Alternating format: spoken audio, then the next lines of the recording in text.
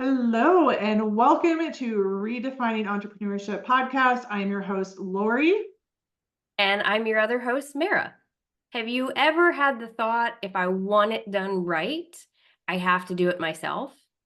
We're going to be talking about today if you have that thought and if you're experiencing it, why it's happening, and why you're capping your income and leading yourself to burnout.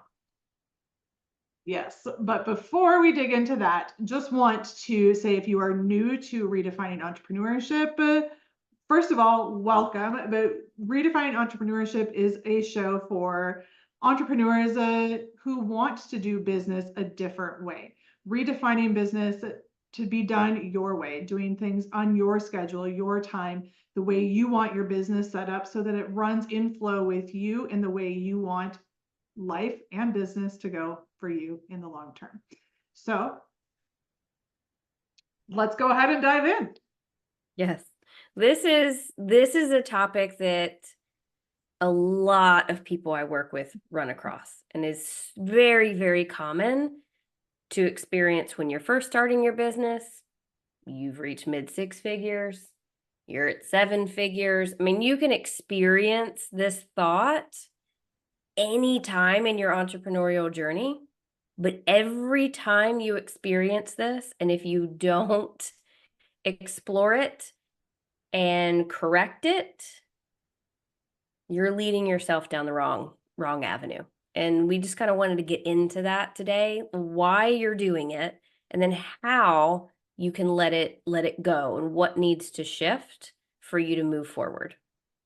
Yeah, absolutely. I'm really excited. I know I've had some personal experience with this, both myself with clients, even honestly, like back in my corporate days, I feel like I still, had some experience with this. So I'm really excited to dive in to this topic. So where do we want to start? I mean, this is, I think, just such a big thing to unpack because it's not, like you said, it's not just like anyone, like or at a certain level that this happens, because I feel like this can happen before you have a team when you're like just starting out, like with the concept of like, okay, like expansion. It can happen when you already have a team in place, and it can happen for different reasons even than when you have that person in place. So I know, like, from the structural like side of things, I want you to kind of chime in here because I know you've seen this so much. Mm-hmm. Yeah, it's I kind of want to go into first like what you might be experiencing, because I know some people don't realize that this is what they're acting on.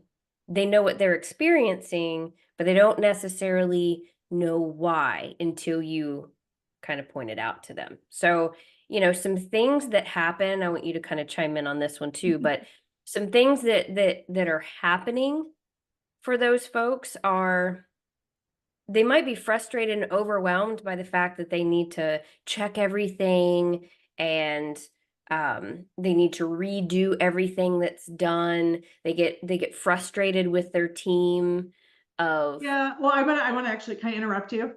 Sorry. yes. Because I want to like frame it too, because I think there are different reasons. So I think that first, like, because those things are relevant for like one aspect of it, right? Correct. So I think if we can just like dial back and like explain each of those stages of like where someone is experiencing that and why, because like you said, you may not resonate with parts of it, but depending on where you are in your journey, it might look a little bit different. Mhm. Right. So, and not even where you are in your journey, because I mean, we're talking to those of you that have been in business a while, so you're all kind of at a point. So whether it's you're just building a team, or whether it's you have that team and then there's that one scenario of, yes, you're feeling those feelings that you were feeling versus XYZ, right? Mhm. So just, I think if we can break it down even further and saying like, this isn't what you might be feeling this, but more so like, what are the different stages where people might feel different feelings at? Oh yeah, I was just kind of going into the feeling first. Um, Okay. yeah. Look at No, me you're being so fine. excited to talk about it. I know. Look at you diving right in. No, it happens at different stages. So, um, it happens for a very different reason when you're first starting your business because you are the only one. So you are going to be overwhelmed and you are doing all the things and you do have to do everything. But when you're farther in your journey, you may have a team. It doesn't have to be a big team, but when you have a team or resources that are helping you out, to go from solopreneur to having a team, you have to learn the art of delegation is really what this leads down to. And part of that is letting go of there are other ways to do what we do. It doesn't have to be exactly how we would do it. It's letting go of some of the perfection, but kind of what can happen is, and I've had it happen for me, is you delegate it out. You have this concept in your head of how you want it. You think you've conveyed it. They send it back to you, and it's not what you wanted. So then your immediate thought is, oh, this isn't what I wanted. I'm just going to go fix it. And because if I want it done, like I'm clearly the only one that can do this. Right? So you go spend 30 minutes, an hour, 5 hours, whatever it is, depending on the thing, fixing it because you have now convinced yourself that you are the only one that can do it. We're going to get into why in just a little bit and how you analyze that. But I see this over and over and over again. Or you try the art of delegation, you give it to your team member and you're like, you own it. You do it. I'm good with it, right? Because I don't need to approve it. I don't want to be involved in it, right? You're trying to let go so you can grow. And then you see the product and it's already published out there, or an email that's gone out, or a landing page that's up, and you're like, oh my God, they didn't do this, and then they didn't do this, and I wouldn't have done it this way. And then you get all in a tizzy and all frustrated. And I don't want to have anything to do with this, yet I feel like I'm the only one that can do this how I want it done. Yep. Right? Okay, there's a lot to unpack behind that, but those are kind of some of the common things that happen when you're having this thought and why it's kind of holding you back. Monopolize. Do you want to chime in on anything on that one before we kind of move on? Because No, I'm just nodding along here because, well, I've also experienced some of this and I've seen it in clients. Just had a call. I don't know if that was earlier or yesterday. I don't know. I've been up since like 3 a.m. Just had a conversation with a client actually too, like about some of this stuff, and it's such a common thing I think for so many entrepreneurs. And I'm gonna say, I mean, I think it can happen whether you're male or female, but I do feel like this is something that might be more prevalent a little bit in women. maybe I might argue with you on that You one, might but argue, maybe. but we can get into that. Yeah. Maybe the reasons are different for the men and the women, I think. Yes. And I think that's it. Yes. I think the reasons are different. There's a lot of male micromanagers. Yeah. But I feel like the reason's a little different. Yeah. Yeah. So wanted to kind of dive in. So if any of this is resonating with you, you might want to keep listening because there's different reasons why this is happening for you. It all kind of comes down to the same thought and concept, but there's multiple reasons why this could be happening for you. And it's all really about learning in the end the art of delegation, and then how to lead, and then how to grow in order to truly step into your CEO self and not have this need that you have to do it all yourself. Yeah. And I'm sure that we're gonna go into this, but like obviously we're talking about how this impacts your bottom line, right? And there's so many things that I could go into, so I don't know if I want to go into that yet. Actually, No, let's take I one gotta thing at say, a like, no, time. let's hold that off because that's like a whole can of worms. Because it's a big thing. But like I want to talk about kind of the first reason this happens and then break it down a little bit more. But there's a control issue going on. And it doesn't make you a bad person. It doesn't mean you're going, I have to control everything consciously. It's just, especially when you've built this business from ground up and you were the solopreneur and you were doing everything. And so it was all to your standard because you were doing it. It is hard to learn to let go. And there's this control thing because this is your baby.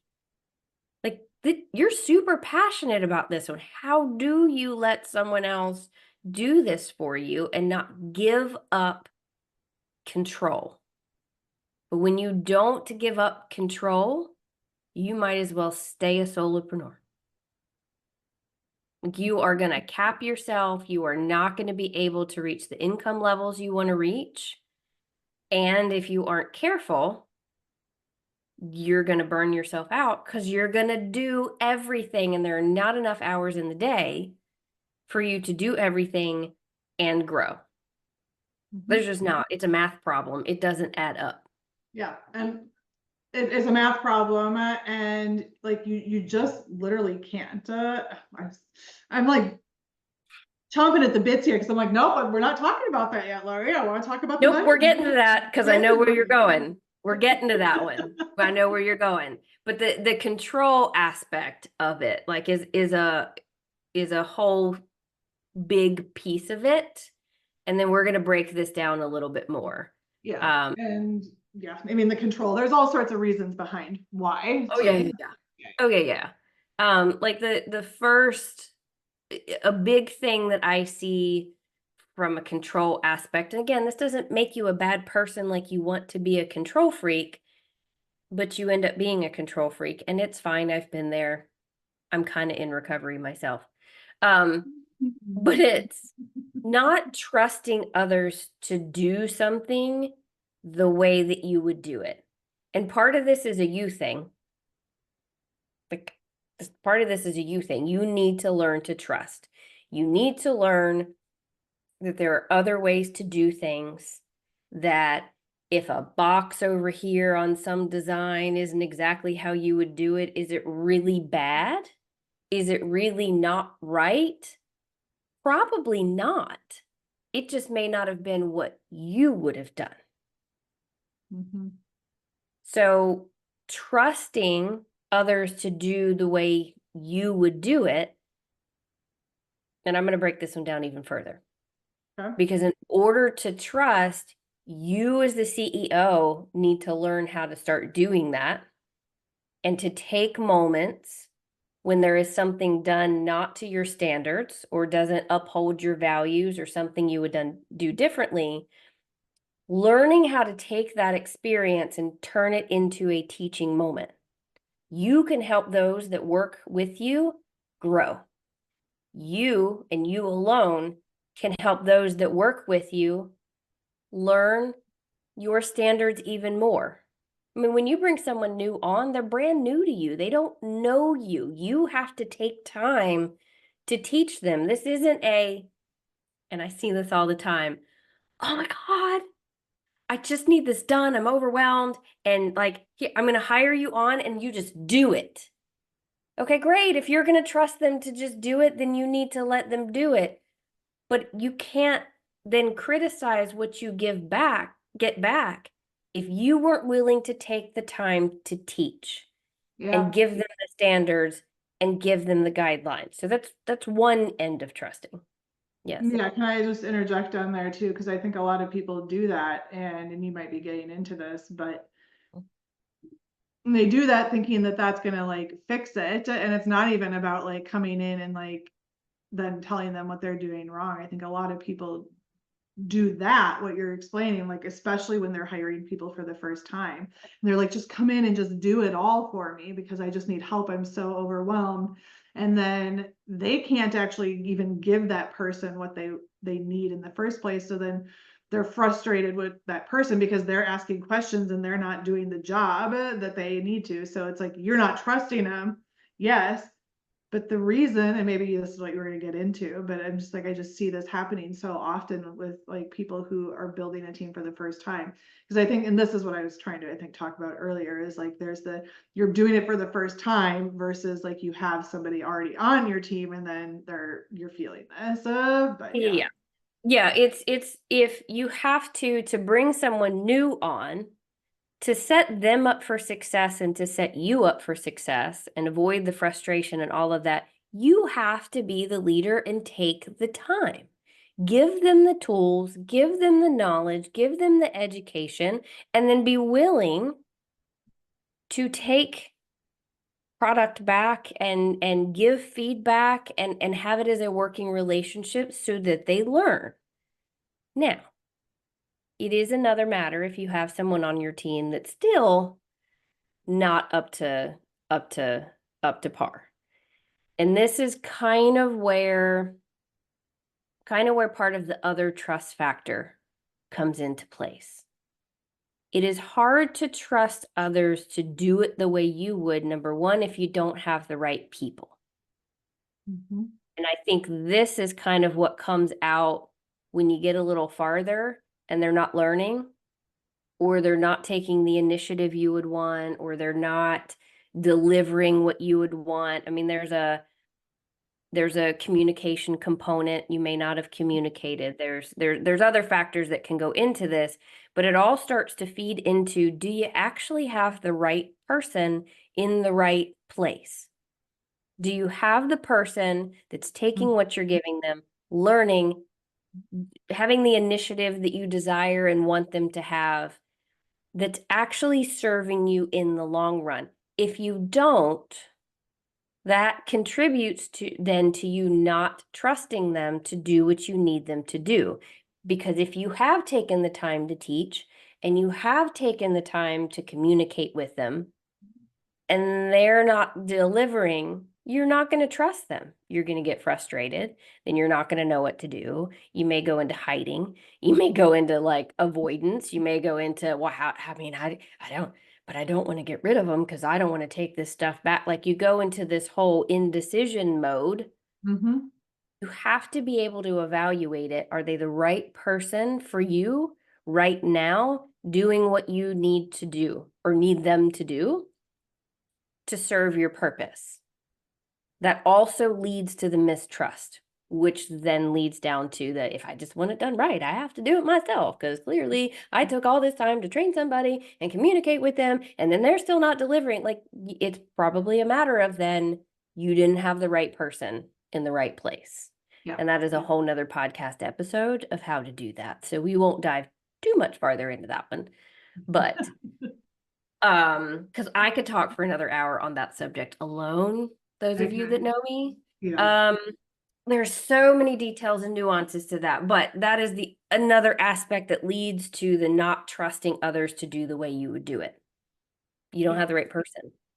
Yeah. And I think, and this is not something we're going to go into like today, but I just want to touch on, like, I know that this is why you've brought in the use of like human design into your work with people as well. And whether like, I know I have a client that does like similar type stuff, and they'll come in and like do Enneagrams or Berkman assessments or like other different assessments to really like to learn about your team, right? So that you know that you have the right people in the right places. And I would go so far, and I don't know if you recommend this or not, like, is that something that you would recommend that they screen people for before they even hire them? Like, because that's going to help tell you certain qualities and where they fit in, right? In a certain part of your team, if they're the right fit.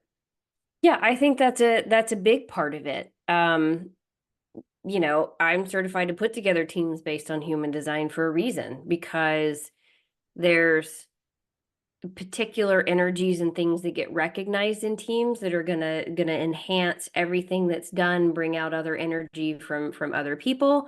So it's a big part of, if you truly want to not have to hire somebody, train them, they don't work out, hire somebody, train them, they don't work out, and then you're like, screw it, Do it I'm the myself. only one that can do what I can do, and I just have to do it myself.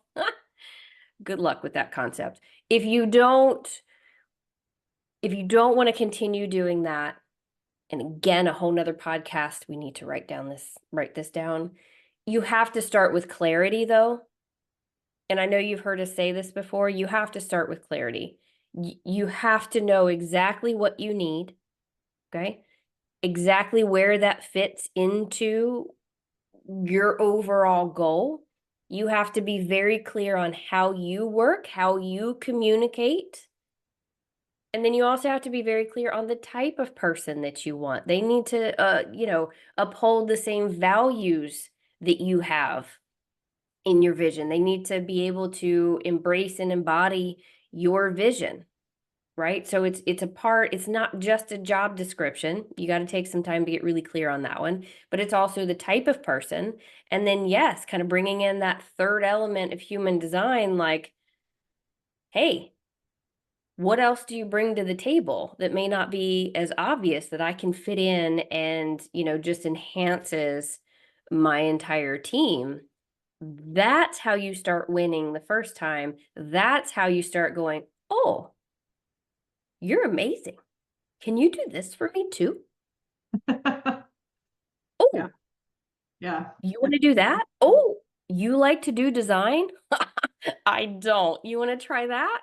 Like and then you start to trust. You start to feel that relief from doing everything yourself. I'm sorry, you can't do everything yourself. I have been stuck in that mode. In fact, I just did a speech on this yesterday. I got stuck in that mode. Like we can all do it. Okay. This is very normal. This does not make you weird. This does not make you unusual. This is normal, a normal thought process that virtually every CEO goes through at some point, if not multiple times in Yeah. their journey. And I think especially when you're not just a CEO, but then you're the actual business owner too, because it's like, well, there's I can't do it, no one can do it the way I do it, but then there's also the financial aspect of it too. And like that's the difference of your paycheck or not. But yeah, I think that it is such a common thing that's happening to just about everybody. Like I said, Well, and it's I'm like you're gonna not dive being into weird, as you said. right, but I'm gonna dive into that one even more because like you start talking about the paycheck. If you continually do, if I want it done right, I have to do it myself, and then you are spending hours redoing things, taking it back, not trusting others to do it. Do you know how much money you are costing yourself? If you don't, you need to check out my upcoming free masterclass because I will tell you exactly how much money that you are leaving on the table and hiding in your business. Yeah. I literally teach and find money for people in their business, and this is a big key component. Well, yeah, I mean, just from the aspect of like, there's only so many fucking hours in the day, and if you're spending Yeah. your time doing your back end admin kind of crap because you don't trust someone else on your team to do it for you, when you could have spent that 3 hours on calls, like networking with people, you could be sending messages, you could be writing content, you could be doing things that actually make you fucking money. Mhm. Instead, you're saving yourself, that $1,000 a month, but in Mhm. the meantime, you also are leaving 10, 20, $100,000 on the month in the month that you Yeah. could have made in the time that you're spending doing that shit. Yeah. I'll do a quick math problem because this is, again, boils down to a math problem. Okay. How much do you charge for your time? How much are you worth? Right? Most people will not give themselves a worth, right? And you're also not paying yourself that much either. Again, whole nother podcast that we need to go into. But let's say it's $200 an hour because it's easy math in my head. $200 an hour. That's what your time is worth. That may be what you bill out to somebody. Okay. Then that is what your time is worth. Okay. You spend 10 hours trying to put together a landing page that is not your zone of genius, because that's why it takes you 10 hours to do it, right? Someone else. Because every other time you've had someone else do it, it doesn't come back, and then you have to check it, and then you're unsatisfied, and then you're all frustrated. So you sit down for 10 hours to go do your own landing page. Does this sound familiar to anybody out there? So 10 hours, 10 times 200, that is a cost to you of $2,000. $2,000, because you could have spent the same 10 hours on client calls. That is a cost of $200. Instead, you could hire someone $25 an hour, $50 an hour, an expert. I know, 50, you're like, oh, that sounds like a lot per hour. Guess what? That same expert, if they're $50 an hour, that takes 5 hours because they're an expert in doing it. Mm-hmm. What is that math? Is that 250? Yeah, $250. $2,250. That is a savings of $1,750. Mm-hmm. Plus, let's say you take that 10 hours that you just wasted, by the way, Mm-hmm. and cost yourself. Take that 10 hours, go take 2 of it to go take a nap, go do something fun, go meditate, go spend time with your family. Take 2 of that. This is just in 1 week. 2 of that for yourself. Mm-hmm. Say maybe you could add 2 sales calls to your calendar. I'm only at 4 hours. It's like 2 sales calls, Mm-hmm. right? Mm-hmm. You close 1. What does your package cost? What do you sell? Is it 2,000? Is it 5,000? Is it 10,000? Mm-hmm. Guess what? When you spent that 10 hours doing a landing page that you had absolutely no business doing, Mm-hmm. that outrageous cost of $250 to pay someone to do this landing page, you just cost yourself thousands of dollars. Yeah. And I'm going to add in one more because you could make, and you didn't have the total there, but so I was going to like double it because instead of doing those sales calls, I'm going to take this one layer further. If you were writing Okay. Yeah. content, which is another episode, I know, but like you could actually, if you just take out the sales calls and just say you spent an hour writing content, you wouldn't have even had to spend as much time working and Right. made more money. Okay, if you're a fan of sales calls like I am, Mm. and you put 2 in, again, another podcast, another debate, because we don't agree. So another podcast, another debate. But let's say then you did take an hour to write content that's just gonna have leads flowing in your direction, right? It's gonna be super easy. And maybe another hour responding to messages from all those people responding to your content. And let's say you do decide to have 2 sales calls. Because I personally like to talk to people before they sign up. That's another episode too that I just put on our little notes there. Yeah, it is. That one is going to be a heated episode, by the way, for you, those of you listening. So the another episode is going to be why you're wasting time on sales calls and why it's costing you thousands. That one is going to be a heated debate. You might want to stay tuned for that one. We agree in the end, but we don't necessarily agree on how to get there. But it'll be fun and exciting because it's also going to show you there are multiple ways to do things. That But one may be a live one, actually. I think we do that one live in Bali. oh, that would be fun. Let's do it. Okay. Yeah. So anyway, add up those hours and divide them. Whatever your preferred sales process is where I'm going to leave that one. But if you just sell 1 package out of that effort, $5,000 package plus you save $1,750. Like I know I would want that $6,750 back. Yeah. I don't know about you, Well, but I kind of like money. yeah. Well, I mean, just thinking, okay, so now I've got that. And like for you, that might be like something in remodel in your house. For me, it would probably be like, well, that's an African safari for like Ben and I almost. Like, Right. okay, cool. That's my business class ticket to my African safari next year. That's actually cheap for a business class, I feel like. Probably. International. I was looking at I haven't done the research like you have, But okay, then I'm going to have more, I'm going to close all my sales calls and I'm going to save myself $20,000. And there are my 2 first-class tickets to Africa next March. Yep. Like it's that 250 and hiring somebody and paying out that money.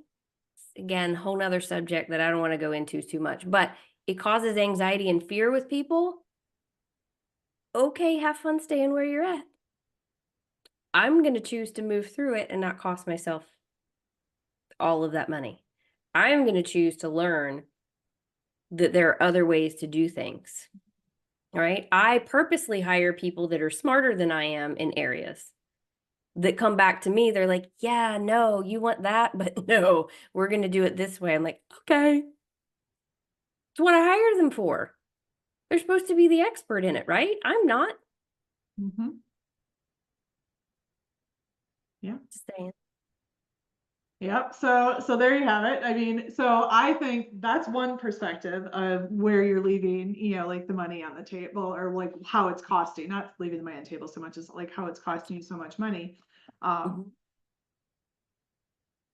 Actually, no, I'm going to go back more to the control thing. Because the control that they, right? Like you may not think of yourself as a control freak, but you might think of yourself as a perfectionist. A lot of that, it's not actually because of the fact that you actually don't trust that person. There's underlying shit that needs to happen, right? It might be that you don't trust yourself actually, or that you call yourself, oh, I'm just a perfectionist, but why are you a perfectionist? Is it because you're afraid of how you're going to be seen, that somebody is going to question you or judge you? Like these are actually signs of a lack of leadership. And when you're not actually like in that leader role, like stepping into CEO, like, or not even like you're already a CEO, but really that next level of where you're at, you have to sometimes do both, like address it from both. Like, what is the reason that why I'm so like why I can't do this, right? And there's a whole slew of reasons. So I'm not gonna, again, that's not even That's a whole nother that's podcast. that's like, oh, you need to come work with us, right? But come to Bali with us. We've got a spot left. Yeah, pretty much.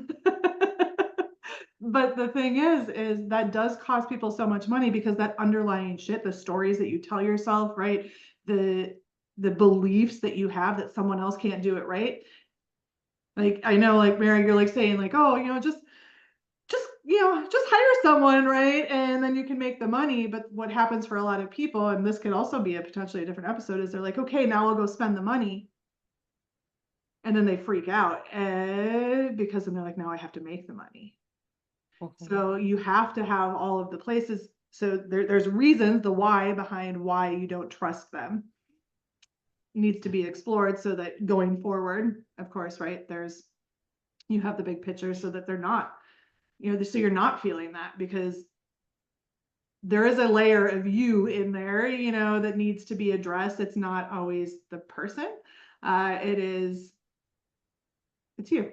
Honestly, like when I think I did a post recently, maybe I didn't, I don't know, but basically it's not the economy, it's not the person. Yes, sometimes you legitimately have the wrong person, but so often if you find that people aren't meeting your standards, and that's a recurring habit, like, so this is more for not if you were just hiring a team, but if you have that team, if you keep having people and you have like a revolving door of VAs because nobody's meeting your requirements and they can't do it right,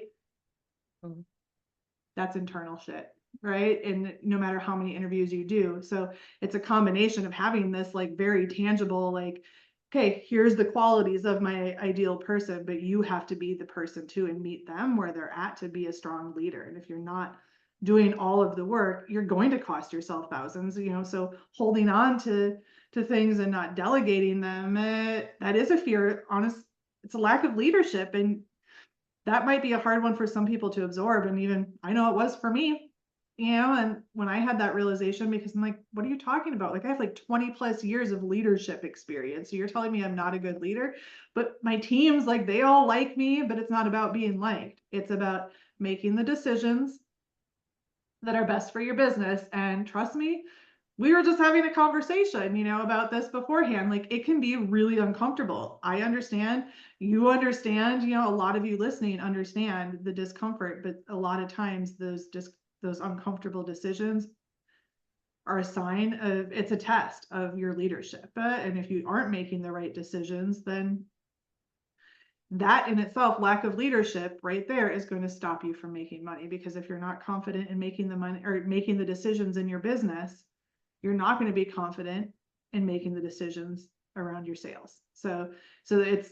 there's the very tangible, but then there's this underlying thing. So if you're like, but I've done this work before, have you done all of the work? Or I've done this, but I haven't done this, right? So it's There's so many layers. so many Like, layers. just because you did work over here a year ago, there could be new things that came up and more stuff that you didn't even realize was a thing. Like, it's a constant elevation to a new level of you. And I love what you brought up, and this is also why we do what we do, is marrying the mindset and the energetics that need to go behind things with the structural outside pieces that also need to go together. I mean, do we have a communication problem? Are you just like, hey, do it for me, and then not giving any information? Like, are you like, there may be communication, there may be processes that need to be put in place. There's do you have the right people? Do you there's lots of other things then that need to go into place, but at the root of it all, you have to make sure the mindset and the energetics is there in order to have these other pieces work. So it's not just having these pieces, they can all be great and your energetics are shit. Yeah. And, you brought up clarity earlier too. And I just want to point out that that's not just for people who are just building their team for the first time.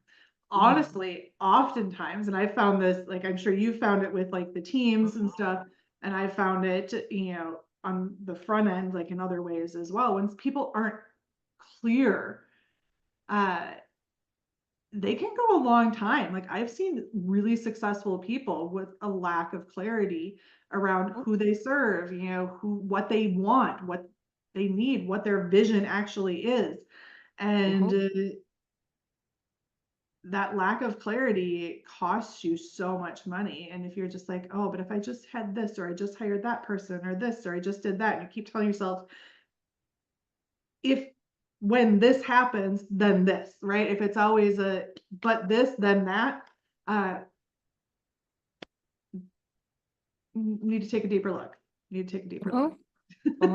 Yeah, it's one thing. Everyone's like, oh, get clear on your vision because you can't build it without getting clear. Well, the same thing goes if you're mid 6, 7, mid 7. Guess what? That clarity and that vision can change. And that's not a bad thing. Like, it doesn't have to be set and forget it. Yeah, it doesn't, it's not set and forget it. It's an evolving thing. I mean, how many iterations? I know I've done this. I know you've done this. Like, there's iterations of your business. There's iterations of what is feeling aligned to you and the work that you want to do. And there's sometimes a shame that goes around that. But again, she just put it down before I said it.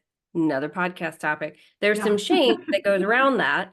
But that's part of what we're doing with those that are coming to Bali is they aren't just starting out. They're well into their journey, but it's reevaluating the clarity of where they are, who they need, what they're going for, all of the pieces. But it starts with the clarity, it starts with the mindset, it starts with the energetics, and then we build the structure. Yep. So by the way, we have like a spot left to go to Bali. So if you are ready to reevaluate this and to quit getting in your own way, quit trying to do it all yourself, like you don't want to burn out, you're questioning if this has all been worth it, it's worth it, but it's worth you revisiting what you're doing first before you make that decision. So we have like one spot left, I think. So make sure to message one of us. That is what you will come back with after Bali, is clarity and a plan to put it in place. Yeah. And if you liked this conversation, I mean, and if you want to go to Bali, reach out to us. But if you like this conversation, you're not necessarily looking to go to Bali, or you don't want to wait, you want to do this right now, feel free to send us a message. Yeah. I think, I don't have anything else to add to that. Like, send us a freaking message, because Send us a this is message. going to stop you. It is going to stop you. I guarantee it. It's happened to me. It's happened to you. It's happened to the majority of our clients. It is normal, and you don't have to stay in that space, but getting the support and the outside perspective on what's actually happening, so that you can shift it, change it, and get the right pieces in place and move the fuck on and grow your business the way you want to. Yeah. Because you don't have to figure this all out yourself. I tell people just starting out and 7 figures going to 8 figures. You don't have to figure all this out yourself, but yet you're still trying.